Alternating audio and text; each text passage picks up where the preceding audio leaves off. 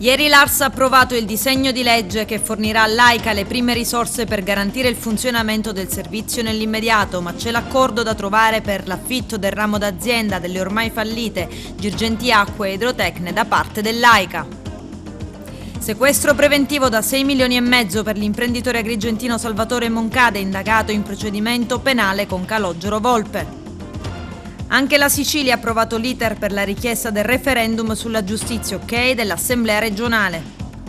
Palermo ricorda il magistrato Rocco Chinnici assassinato il 29 luglio del 1983. A Castrofilippo cerimonia per l'appuntato Salvatore Bartolotta, componente della scorta del magistrato.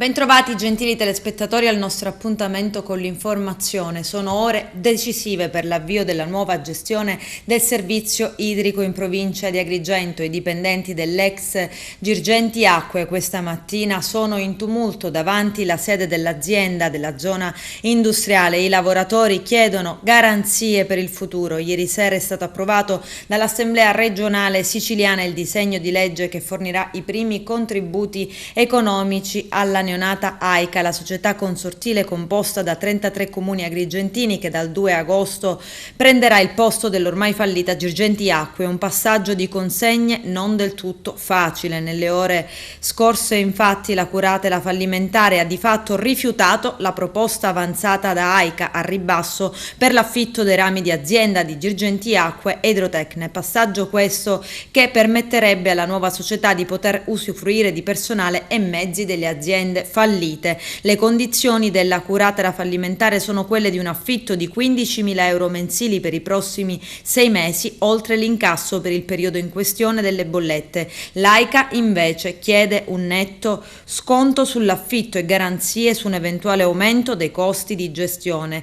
E mentre su questo fronte si attende un accordo tra le parti, il governo Musumeci e l'ARS hanno fatto la loro parte, approvando il disegno di legge che fornirà all'AICA le prime risorse, 10 milioni di euro dell'assessorato autonomie locali retto da Marco Zambuto. Il servizio è del nostro direttore Arturo Cantella. L'onorevole Margherita La Rocca Ruvolo, presidente della Commissione Sanità, comunica che l'ARS, Assemblea regionale siciliana, ha approvato la norma che consentirà l'avvio del nuovo servizio idrico nella provincia di Agrigento, che sarà gestito dall'AICA. Esprimo una grande soddisfazione, afferma l'onorevole Margherita La Rocca Ruvolo, perché dopo anni di battaglia a ogni livello la gestione dell'acqua torna finalmente pubblica. Un ringraziamento va al presidente Nello Musumeci, all'assessore Marco Zambuto e a tutto il governo regionale per la grande disponibilità mostrata la scorsa settimana approvando in giunta un decreto legge ad hoc che ci ha messo oggi nelle condizioni di poter varare in aula la legge che permetterà la partenza dell'azienda idrica dei comuni agrigentini senza determinare lo stop del servizio e senza pesare sulle risorse finanziarie dei comuni. Ricordiamo la riunione avvenuta la settimana in prefettura d'Agrigento con i sindaci dell'Agrigentino, dei vertici dell'AICA, dell'ATI idrico, del commissario Venuti, con il prefetto Maria Rita Cocciufa che nel suo intervento ribadiva come sia importante la riuscita di questo progetto ambizioso che costituirà certamente una rilevante scommessa per il territorio agrigentino. Per il prefetto ciò richiede uno sforzo congiunto a opera di tutti gli attori coinvolti, l'AICA in primis, chiamata a un cambio di passo nella gestione del servizio idrico, dei cittadini che hanno anche un ruolo importante e che devono fare il proprio dovere contribuendo a sostenere i costi del servizio che si baserà, attesa la natura pubblica dello stesso, esclusivamente sugli incassi derivanti dal pagamento delle bollette idriche. La Guardia di Finanza, su delega del procuratore capo Luigi Patronaggio, sequestra 6,5 milioni di euro al gruppo Moncada, indagato l'imprenditore Salvatore Moncada per bancarotta perfezionale in concorso. Arturo Cantella. La Guardia di Finanza di Agrigento, su delega del procuratore della Repubblica Luigi Patronaggio, ha dato esecuzione al decreto di sequestro preventivo di denaro fino a un importo di euro 6.464.129,32 euro, emesso dal giudice per le indagini preliminari presso il Tribunale di Agrigento, dottoressa Luisa Turco, nei confronti delle società M Rinnovabili SRL e Moncada Energy Group, entrambe riconducibili all'imprenditore agrigentino Salvatore Moncada del 63. Il provvedimento cautelare è stato richiesto dalla Procura della Repubblica nell'ambito di un procedimento penale che vede indagati per l'ipotesi delittuosa di bancarotta preferenziale in concorso il citato Salvatore Moncada e Calogero Volpe del 62, rispettivamente amministratore e procuratore speciale della società Moncada Solar Equipment, dichiarata fallita dal Tribunale di Agrigento in data 14 gennaio 2016. Le indagini sono state avviate nel 2019 a seguito di una segnalazione originata dalla Banca d'Italia che nel corso di una attività ispettiva presso un noto istituto di credito aveva rilevato delle anomalie sulle movimentazioni di denaro che non erano state segnalate come sospette dall'istituto ispezionato sui conti correnti delle società del gruppo Moncada, attivo da anni nel settore delle energie da fonti rinnovabili. Le verifiche affidate a un consulente tecnico e ai militari del nucleo della Polizia Economico-Finanziaria della Guardia di Finanza di Agrigento hanno accertato che la Moncada Solar Equipment SRL, le cui vicende societarie e gestionali si inseriscono in un contesto unitario di società riconducibile a Salvatore Moncada, prima dell'avvio della procedura fallimentare a scopo di favorire alcune società del gruppo, con conseguente danno degli altri creditori, aveva effettuato pagamenti preferenziali sotto forma di compensazione di crediti per un importo di euro 6.344.129,32 centesimi nei confronti della propria controllabile M Rinnovabili, già denominata ME Rinnovabili SRL, e per ulteriori euro 120.000 in favore della capogruppo Moncada Energy Group SRL 2. Il sequestro preventivo delle somme di denaro, ritenute quindi profitto del reato di bancarotta preferenziale, è stato disposto dal GIP anche al fine di impedire che gli indagati Moncada Salvatore e Calogero Volpe, i quali continuano, secondo le indagini, ad assumere decisioni in modo esclusivo inerenti alla gestione del gruppo, possano operare altre compensazioni illecite che potrebbero condurre alla realizzazione di ulteriori condotte di bancarotta, con pericolo di sottrazione del profitto del reato contestato e conseguente dispersione della possibilità di disporne l'ablazione in via definitiva.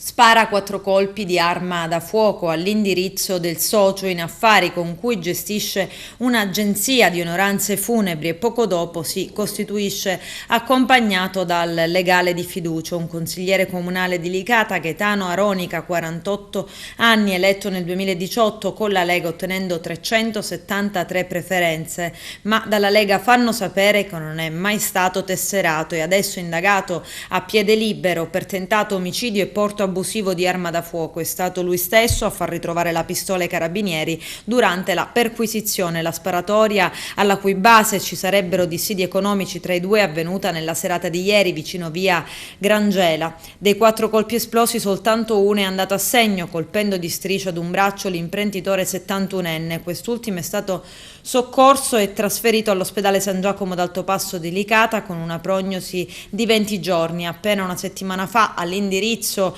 della stessa agenzia di onoranze funebri erano stati esplosi diversi colpi di arma da fuoco. Proprio su questa circostanza i carabinieri, intervenuti insieme ai poliziotti, stanno cercando di fare luce. Ipotesi omicidio-suicidio. La procura ha chiesto l'archiviazione dell'inchiesta. Secondo gli inquirenti, Viviana Parisi, la DJ di 41 anni trovata morta l'8 agosto del 2020 nei boschi di Caronia, si è uccisa lanciandosi dal traliccio ai piedi del quale è stata trovata senza vita e con ogni probabilità prima di uccidersi avrebbe strangolato il figlio Gioele di 4 anni, poi ritrovato nel bosco il 19 agosto. C'è il servizio. Richiesta di archiviazione per la morte di Viviana Parisi e il figlioletto Gioele, i cui corpi vennero trovati senza vita in avanzato stato di decomposizione la scorsa estate nelle campagne di Caronia. In data 27 luglio la Procura, difatti, al termine di una complessa attività istruttoria, ha depositato la richiesta di archiviazione con riferimento ai reati inizialmente ipotizzati. La richiesta sarà inoltrata adesso al GIP per le sue determinazioni. L'attività di indagine, scrive il procuratore Angelo Vittorio Cavallo, è stata dispiegata a 360 gradi al fine di verificare ogni possibile circostanza utile a chiarire la dinamica dei fatti e in particolare le cause che hanno determinato il decesso di madre e figlio. Nello svolgimento dei complessi e articolati accertamenti sono stati impegnati molteplici uffici della Polizia di Stato, con il coinvolgimento anche di personale scientifico altamente specializzato. Sono state eseguite numerose e variegate attività di sopralluogo e di repertazione, sono stati assunti a sommare informazioni numerosissimi soggetti e analizzate decine e decine di tabulati telefonici, eseguite per una considerevole durata di tempo intercettazioni telefoniche e ambientali. Sono stati nominati numerosi consulenti tecnici, ciascuno in relazione alla rispettiva specializzazione professionale. Al termine delle complesse indagini svolte e degli articolati accertamenti peritali, gli ultimi dei quali depositati in tempi recentissimi presso l'ufficio della Procura di Patti, è possibile affermare, scrive il procuratore, con assoluta certezza come nella vicenda in esame non sia configurabile alcuna responsabilità dolosa o colposa, diretta o indiretta a carico di soggetti terzi, né ad altre eventuali diverse fattispecie penali. Per la Procura pattese nessun soggetto estraneo ha avuto un ruolo, neanche marginale, mediato o indiretto, nella causazione degli eventi. L'intera vicenda, scrive ancora il procuratore di Patti, è ascrivibile in modo esclusivo alle circostanze di tempo e di luogo, al comportamento e alle condotte poste in essere da Viviana Parisi e al suo precario stato di salute. Le indagini hanno dimostrato come Viviana, subito dopo l'incidente in galleria, una volta uscita dall'autovettura e recuperato Gioele, si sia volontariamente allontanata insieme al suo bambino dalla sede autostradale, nascondendosi tra la fitta vegetazione esistente sul bordo autostrada, non rispondendo ai richiami delle persone che pure la stavano cercando. Per la procura pattese, Viviana si è volontariamente lanciata dal traliccio dell'alta tensione con chiaro e innegabile intento suicidario. In particolare la morte di Viviana Parisi è stata determinata, scrive ancora la procura, da arresto cardiocircolatorio per shock traumatico. Secondo il primo scenario, Viviana, una volta rifugiatasi all'interno del bosco di Pizzo Turda con Gioele, ha constatato come il bambino fosse deceduto e dunque, convinta di aver causato tale situazione, in preda ad un'insopportabile angoscia, si è tolta la vita. All'esito delle complesse indagini tecniche è stato emesso anche il nulla osta al seppellimento dei due corpi. Intimidazioni ad un imprenditore cinquantenne di Licata davanti alla sede di un cantiere edile dove si stanno realizzando alcune villette. È stata lasciata una busta contenente diversi proiettili inesplosi. Il cantiere si trova fuori il centro di Licata, nei pressi della strada che porta a Gela. Sull'episodio indagano gli agenti della squadra mobile di Agrigento e i poliziotti del locale commissariato. I sequestri giudiziari e le inchieste penali sullo scalo lampedusano creano preoccupazioni. Il governo regionale si impegna a intraprendere un percorso di sviluppo virtuoso di sinergie nel settore del traffico aereo che coinvolga anche l'aeroporto di Lampedusa, lo ha detto il presidente della quarta commissione Giussi Savarino. C'è il servizio. La quarta commissione Ambiente e Territorio e Mobilità, presieduta dall'agrigentino onorevole Savarino, vota una proposta di risoluzione circa le prospettive di sviluppo dell'ARS, Aeroservizi e potenziamento dell'aeroporto di Lampedusa. Premesso che la problematica relativa all'area di deposito del carburante sito all'interno dell'aeroporto dell'isola di Lampedusa, già posta sotto sequestro dalla Procura della Repubblica di Agrigento, ha provocato numerosi disservizi e si è assistito a una compressione del traffico aereo sull'isola anche in ragione dei danni subiti dal comparto dell'aviazione a causa dell'insorgenza dell'epidemia da Covid-19. È considerato che quanto premesso esige l'attenzione delle istituzioni sul problema al fine di garantire la piena operatività dell'aerostazione e incentivare in questo momento la ripresa del trasporto aereo quale servizio di interesse economico per il territorio lampedusano. Preso atto delle anomalie e delle irregolarità relativamente alla titolarità e alla gestione dell'area del deposito carburante oggi sotto inchiesta giudiziaria e conseguentemente nella necessità di progettare e realizzare in tempi rapidi un nuovo deposito carburante adeguato alla necessità dello scalo, la quarta commissione Ambiente, Territorio e Mobilità, rilevata quindi la necessità di implementare e sviluppare le potenzialità inespresse dell'aeroporto di Lampedusa, impegna il governo della regione siciliana e per essa l'assessore regionale per le infrastrutture e la mobilità a elaborare di concerto con i vertici dei AS un piano industriale che garantisca la continuità dell'aeroporto di Lampedusa e che sia capace di mettere a sistema le sue potenzialità,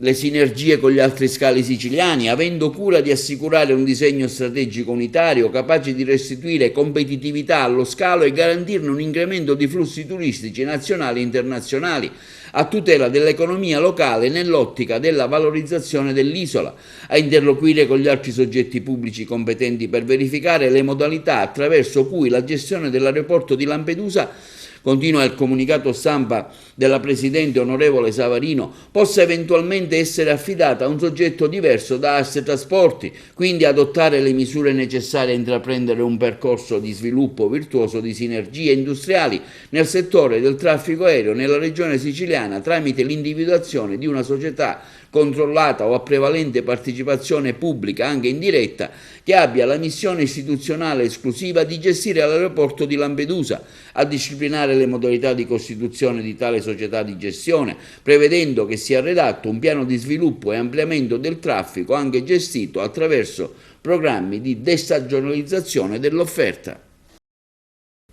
Sicilia vola, tariffe scontate per i siciliani sui voli nazionali ed europei a favore di studenti, lavoratori fuori sede, malati siciliani che vanno a curarsi fuori dall'isola, ma anche disabili gravi e gravissimi ma con un tasso di reddito annuo lordo di 25.000 euro. Un decollo lento ma pur sempre un decollo, quello delle tanto evocate tariffe sociali per i passeggeri siciliani delle compagnie aeree. Il 5 agosto, ma soltanto con Alitalia, parte la possibilità di uno sconto del 30% sul biglietto per qualunque destinazione italiana ed europea. Dal 15 agosto si aggiungerà Blue Air e da settembre Volotea ed EasyJet, ma sono tagliati fuori dalle agevolazioni gli aeroporti minori. Vediamo.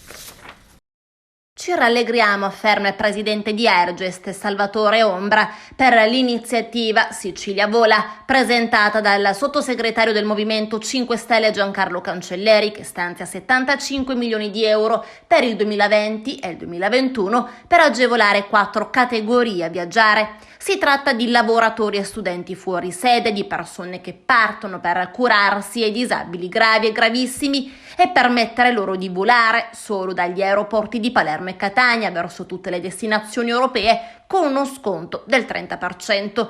È tutto molto bello, sottolinea Ombra, ci chiediamo però perché i disabili di Trapani o di Comiso non debbono avere le stesse agevolazioni. Più che a noi e a loro, che deve dare una spiegazione. Sicilia Vola sì, ma non da Trapani e Comiso, Pantelleria e Lampedusa. Perché? Forse andrebbe rivista questa decisione, andrebbe estesa a tutti gli aeroporti della Sicilia se non si vuole dare un segnale sbagliato di discriminazione di alcuni territori a cui viene fatto questo sfregio e a tutte le compagnie aeree. I bisognosi sono tutti uguali. Siamo certi che il presidente della regione e i sindaci vorranno fare sentire la loro voce. Sono 101 i nuovi casi di coronavirus registrati in provincia di Agrigento nella giornata di ieri 28 luglio. Il dato emerge dal bollettino dell'ASP. Si registra una nuova vittima a Ravanusa e un nuovo ricovero in ospedale. I guariti sono invece 21. E a Palermo 2 neonati positivi al Covid sono ricoverati all'ospedale Cervello. Uno è intubato nel reparto di terapia intensiva neonatale. Nel nosocomio ci sono altri 2 neonati negativi ricoverati ma in area grigia per precauzione perché nati da madre positive al virus. Oggi all'ospedale Cervello sono previsti altri 2 parti con cesareo da madri positive. Quasi 100 persone contagiate a Porto Empedocle. A livello nazionale i casi sono in crescita, i ricoveri riguardano persone non vaccinate. Invito tutti coloro che intendono vaccinarsi di farlo al più presto. Il sindaco di Porto Empedocle, Ida Carmina, dice così parlando di gesto di generosità verso gli altri. Vediamo. Voglio darvi un aggiornamento in merito alla situazione del Paese. Purtroppo fra ieri e oggi, nelle ultime 24 ore, mi sono stati notificati altri 19 casi di coronavirus. Quindi 79 più 19 fa 98, siamo quasi 100 persone contagiate a Porto Empedocle. Pensate questo cosa significhi in termini di isolamenti fiduciari, quarantene, gente che ha tante necessità, quindi invito anche i miei concittadini alla solidarietà. C'è da dire però che questo è un trend a livello nazionale. Voi vedete come i casi siano in Italia in crescita, anche abbastanza esponenziale, e tuttavia non ci sono certamente un gran numero di morti e neanche di ricoveri. E comunque i ricoveri che si verificano e le situazioni più gravi riguardano persone non vaccinate. Evidentemente c'è una differenza fra chi non si può vaccinare e chi non si vuole vaccinare.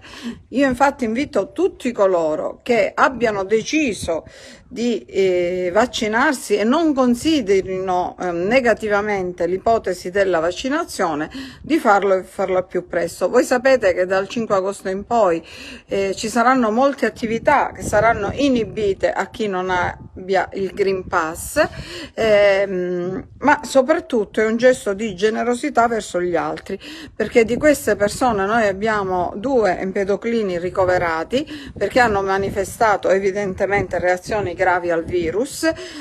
Io stamattina ho chiamato il reparto Covid di Ribera dove sono ricoverati, uno è stazionario, l'altro ha avuto bisogno questa mattina del ventilatore per respirare, però tutto sommato la situazione è sotto controllo. Sono in terapia intensiva, non sono in terapia intensiva, però entrambi pare non fossero vaccinati, quindi faccio appello a tutti voi a che vi vacciniate, convinciate le persone a vaccinarsi per proteggere voi stessi e gli altri. Ricordiamoci sempre che essere vaccinati non significa che il virus in assoluto non si prenderà, ma che si prenderà eventualmente, qualora dovesse accadere, in forma più lieve, cioè tale da non condurre la persona né alla necessità di ricoveri e neppure tantomeno l'ipotesi peggiore è la morte. Quindi i casi che vedete come casi gravi e di persone che poi hanno purtroppo un esito infausto sono quelli legati alla mancanza di vaccinazione. Quindi, come dire, fatevi 2 conti e vedete se è il caso di rischiare, compatibilmente nel rispetto della libertà di tutti, però consapevoli di quella che è la realtà e la verità dei fatti. Soprattutto se uno ha persone fragili in casa deve stare attento e sempre, ripeto, considerare che essere vaccinati non esime dal contagio, ma lo rende non particolare. Persone che possono essere vaccinate potrebbero contagiare una persona fragile e la propria famiglia, quindi stiamo attenti. Ricordiamoci che l'obbligo di mascherina non sussiste purché non ci siano assembramenti. Quando ci sono vicine più persone è sempre consigliabile mettere la mascherina e tenere sempre le regole di prudenza, perché solo così potremo uscircene.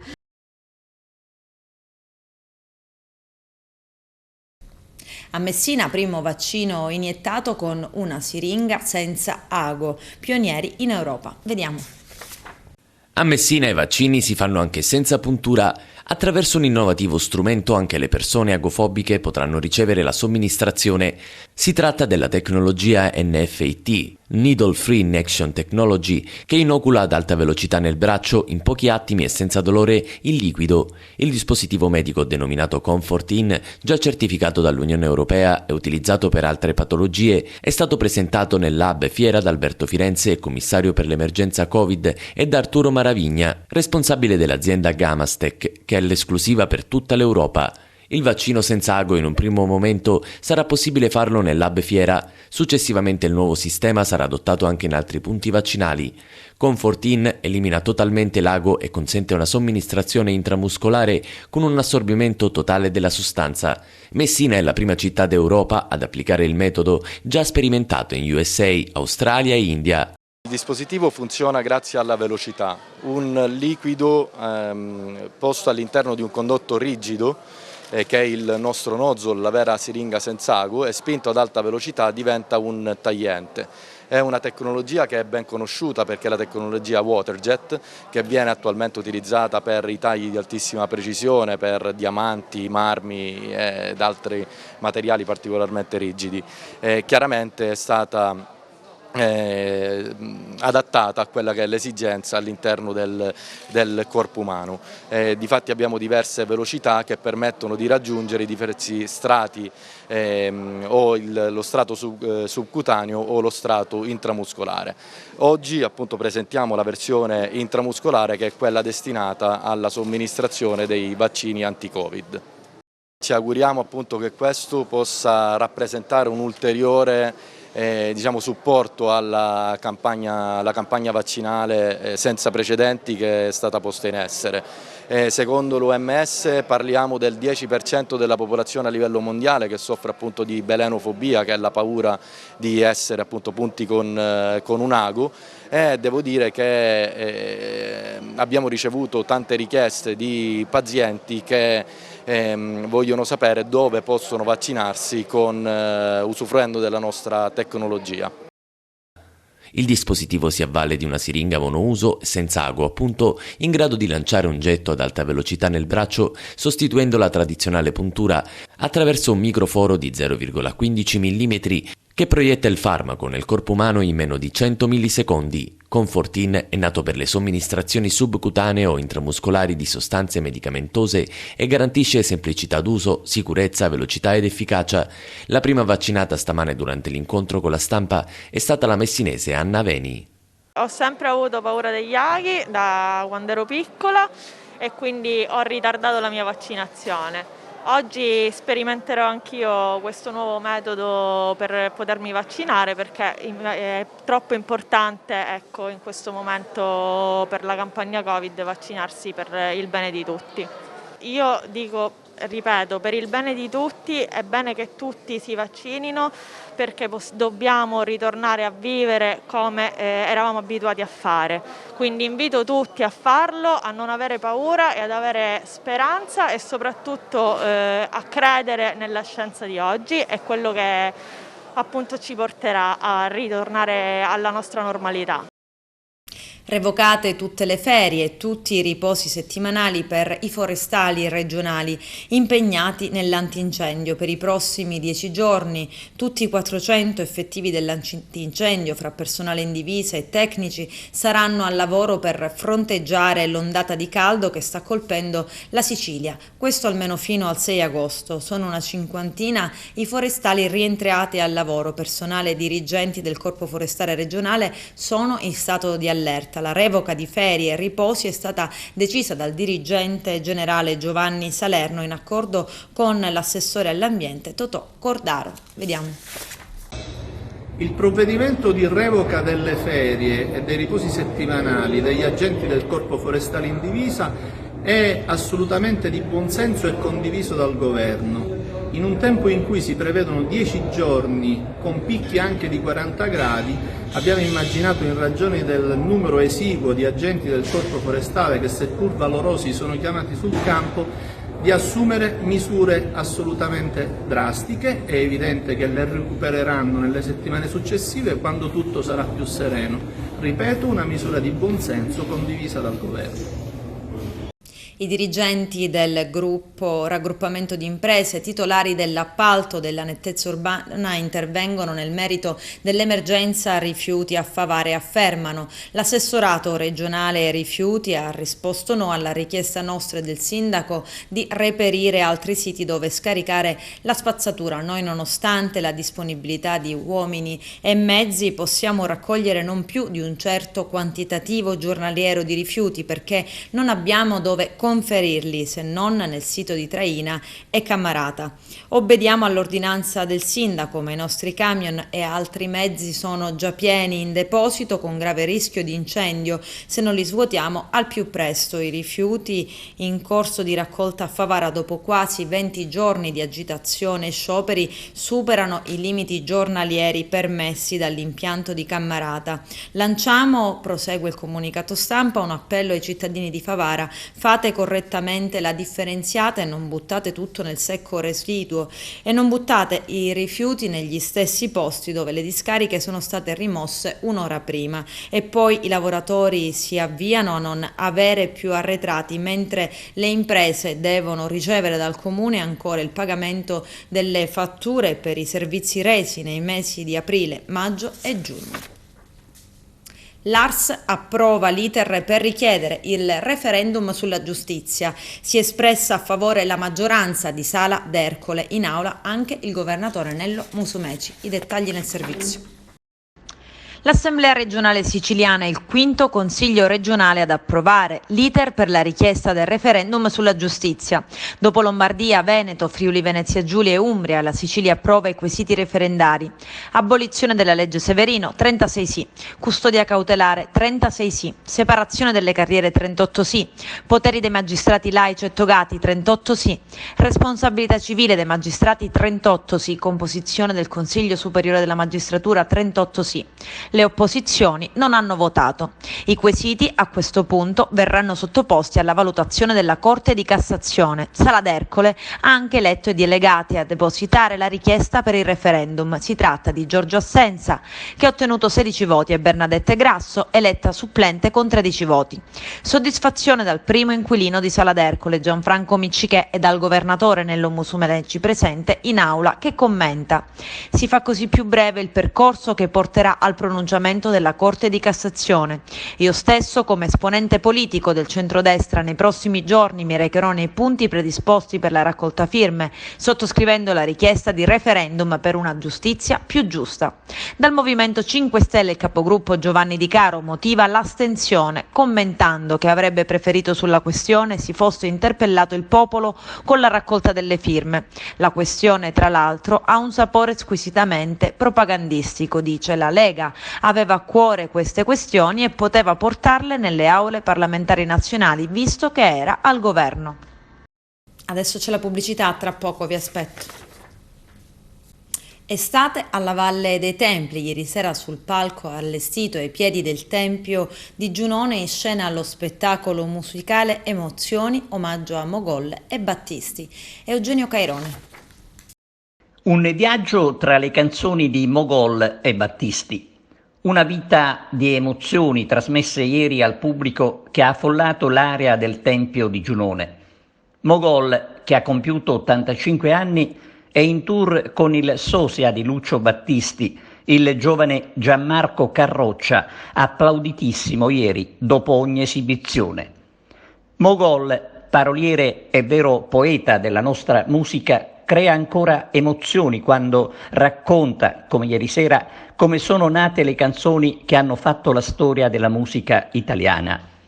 Una serata magnifica in un luogo straordinario per un grande spettacolo che non poteva trovare location migliore perché unica al mondo, come l'ha definita lo stesso Mogol.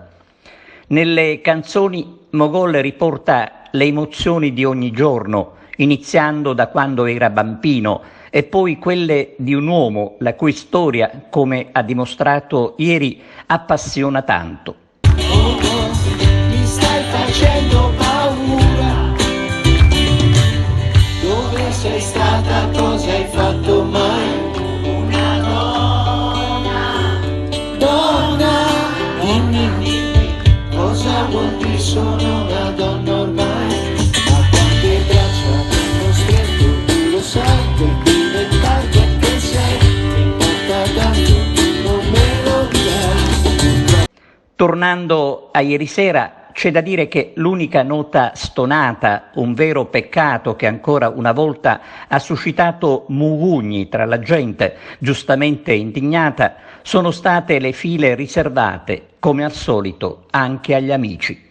Una vergogna intollerabile, insomma, per chi paga biglietti che non costano affatto poco.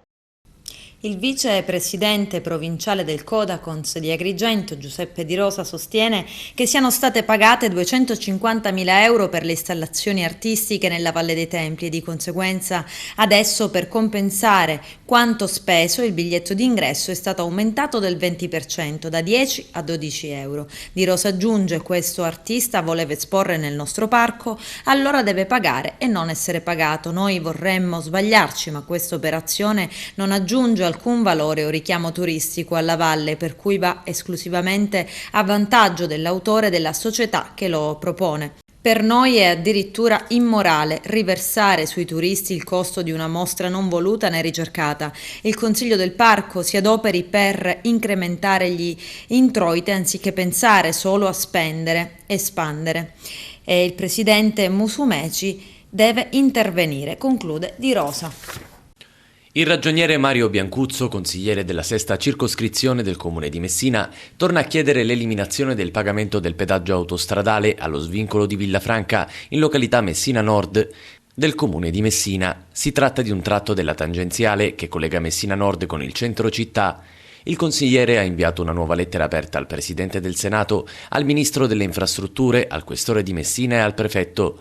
Da un lato i cittadini che percorrono questa tratta si ritrovano inspiegabilmente a pagare 1,20 euro per compiere circa 6 chilometri senza motivo alcuno, un pedaggio assurdo e illegittimo. Dall'altro lato, scrive Biancuzzo, consideriamo che anno dopo anno la tratta Messina Nord-Boccetta è carente di sicurezza e manutenzione, visto che i lavori in corso si perdono nella notte dei tempi. Non ricordiamo più quando sono iniziati, ma soprattutto continuiamo a non sapere se e quando finiranno. A tutte le ore del giorno si cammina in fila indiana e ricordo che ci troviamo in un'autostrada laddove il limite di velocità è sancito dalle norme del codice della strada, ma ovviamente gli automobilisti in transito lo violano, tutti incolonnati su una sola carreggiata, obbligati dai lavori infiniti che impediscono la normale viabilità, mettendo a repentaglio l'incolumità, pregiudicando in modo definitivo l'immagine della nostra terra, compromettendo anche la pazienza dei santi. Aggiungo, continua Biancuzzo, che nel caos più totale di ore interminabili di file in autostrada non c'è né re né regno e neanche la presenza della protezione civile. Come un disco rotto insisto e persisto che nell'aggravarsi delle molteplici criticità della tangenziale Messina Nord-Boccetta e viceversa diventa insopportabile pagare per un servizio del tutto assente per le ragioni già esposte in trentenni di raccomandate inviate dal sottoscritto a tutti gli organi istituzionali. Insisto ancora e chiedo l'eliminazione della tabella ingannevole, che venga rilasciata una ricevuta a richiesta non falsa. È inaudito, scrive il consigliere della sesta circoscrizione del comune di Messina, che le istituzioni preposte facciano finta di non capire e di non sapere che la città di Messina è sottoposta a una discriminazione inaccettabile, perché far pagare i cittadini residenti nello stesso territorio non è soltanto discriminatorio e vessatorio, ma un vero e proprio abuso perpetrato ai danni del territorio, dei cittadini e non di meno nei confronti di qualsivoglia normativa, considerando la petizione effettuata per l'abolizione del pedaggio e le innumerevoli sollecitazioni effettuate da parte del sottoscritto nei confronti delle varie istituzioni locali e statali. Ritengo, conclude la lettera aperta, che sia giunta l'ora di coinvolgere la magistratura. Palermo ricorda il giudice Chinnici. Il 29 luglio 1983 l'allora capo dell'ufficio istruzione del tribunale trovò la morte in via Pipitone Federico, a pochi passi dalla sua casa, dove venne fatta esplodere una Fiat 126 verde imbottita di esplosivo. Vediamo.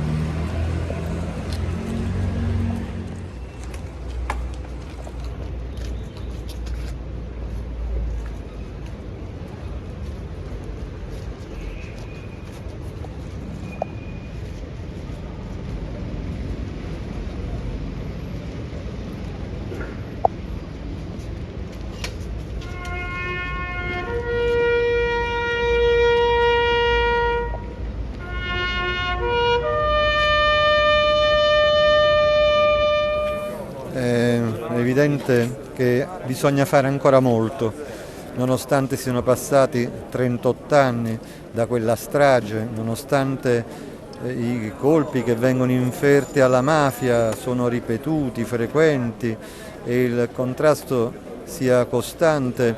La mafia è fortemente radicata tuttora e necessita di uno scatto da parte soprattutto della società civile, del cittadino. È necessario che ciascuno sia consapevole del contributo che può dare all'annientamento delle mafie. Solo se tutti insieme ci muoviamo nella stessa direzione sarà possibile estirparla definitivamente e credo che i tempi sono oramai maturi. Vi sono delle forze di polizia, carabinieri, guardia di finanza, polizia di Stato e la magistratura oramai molto specializzate, molto sensibili, vicine alla gente, quindi anche in grado di proteggere chi denuncia. E allora è il momento, credo, che ciascuno sia consapevole dell'importanza del ruolo che deve svolgere e finalmente in questo modo arrivare all'obiettivo che tutti ci auguriamo possa al più presto essere conseguito.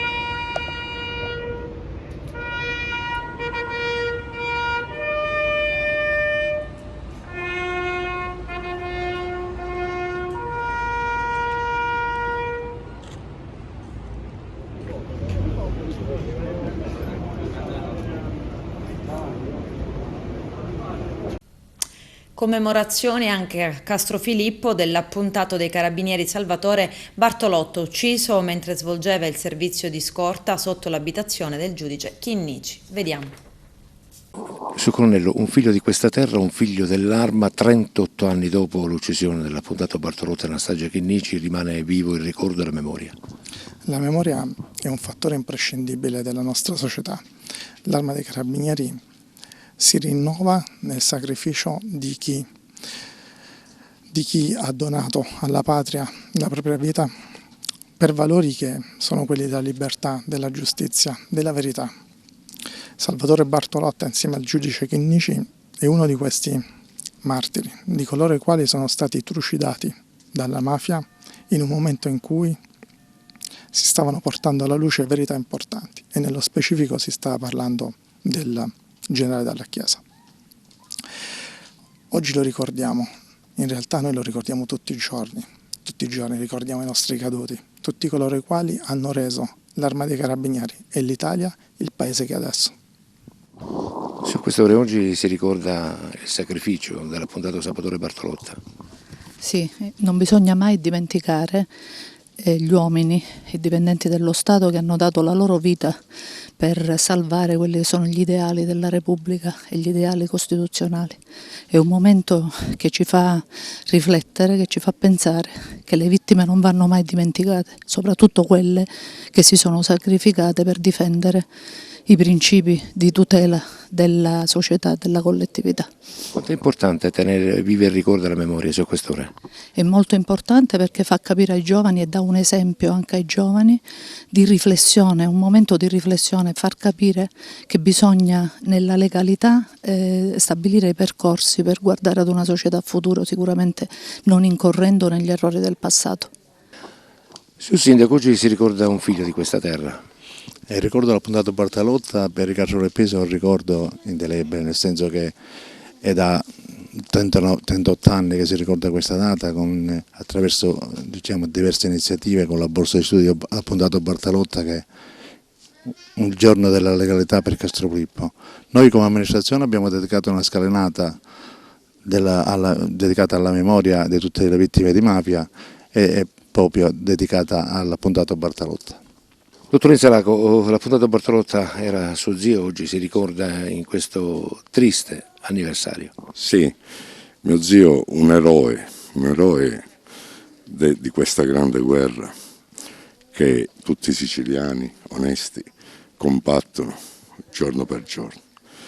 Io ho conosciuto mio zio quando ancora non era mio zio Mi ricordo in particolare a Palermo, l'ho incontrato vicino al Teatro Massimo, io ero studente di liceale, 16 anni, l'ho incontrato, l'ho salutato e lui, quello che mi ha colpito in lui è stata la grande disponibilità, cioè lui si è messo a disposizione mia, così dicendomi: se hai bisogno di qualcosa sono a tua disposizione, chiamami e io ti aiuto. Questo prima ancora che io sposassi mia moglie, Finuccia, nipote di Salvatore Bartolotta, l'appuntato Salvatore. Poi mi colpì grandemente a prendere questa notizia, ero a Catania e guardi, mentre stavamo pranzando ho sentito questa notizia terribile che ha segnato un po' la nostra vita, la vita di tutti i siciliani, di tutti gli italiani, perché è stato un eroe ed è un eroe e va ricordato sempre, ogni anno. Sua Eccellenza, oggi la sua presenza qui testimonia la vicinanza e l'impegno dello Stato sul territorio? Ma sempre dobbiamo essere vicini al territorio, lo Stato c'è, io lo dico sempre, c'è in tantissime forme, anche con la presenza intanto capillare sul territorio dell'Arma dei Carabinieri nei comuni più piccoli, ma della Polizia di Stato in quelli più grandi e della Guardia di Finanza con cui lavoriamo in strettissima sinergia. Oggi ricordiamo un evento tragico, uno dei tanti purtroppo in questa nostra bellissima terra di Sicilia, ma martoriata da troppi eventi negativi, questa strage che penso ognuno di noi ricorda bene, perché è una delle tante tappe di tutto questo sangue che è stato versato, quindi è giusto ricordare, è giusto che anche un comune piccolo dove insomma questa persona è nata ed è cresciuta ricordi con questi momenti di intensa commozione, ricordi questi eventi. Con questo è tutto, termina qui l'edizione del telegiornale. Grazie per la gentile attenzione e per essere stati con noi. A presto.